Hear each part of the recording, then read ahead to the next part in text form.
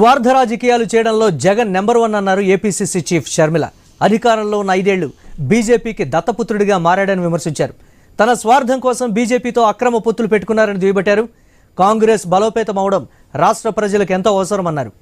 రాహుల్ గాంధీ ప్రధాని అయితేనే ఏపీకి సరైన న్యాయం జరుగుతుందన్నారు. అలాగే కూటమి ప్రభుత్వం చేపట్టిన సూపర్ 6 సూపర్ ఫ్లాప్ అయిందని ఆరోపించారు. పిల్ల కాలువలన్నీ కాంగ్రెస్లో కలవాల్సిందేనన్నారు షర్మిల. అందరూ బీజేపీకి తొత్తులుగా మారి వారితో పొత్తులు పెట్టుకున్న వారే. చంద్రబాబు గారు జనసేన పవన్ కళ్యాణ్ గారు కూటమి కడితే జగన్మోహన్ రెడ్డి గారు అధికారంలో ఉన్న 5 సంవత్సరాలు రాజశేఖర్ రెడ్డి గారు బీజేపీని వ్యతిరేకించారు అని తెలిసి కూడా, అదొక రైటిస్ట్ పార్టీ అని తెలిసి కూడా అదే మోడీ గారికి దత్తపుత్రుడిగా మారారు. మెడలు వంచి ప్రత్యేక హోదా తెస్తామన్న జగన్మోహన్ రెడ్డి గారు పూర్తిగా తన స్వార్థ రాజకీయాల కోసం అదే బీజేపీతో అక్రమ పొత్తులు పెట్టుకున్నారు.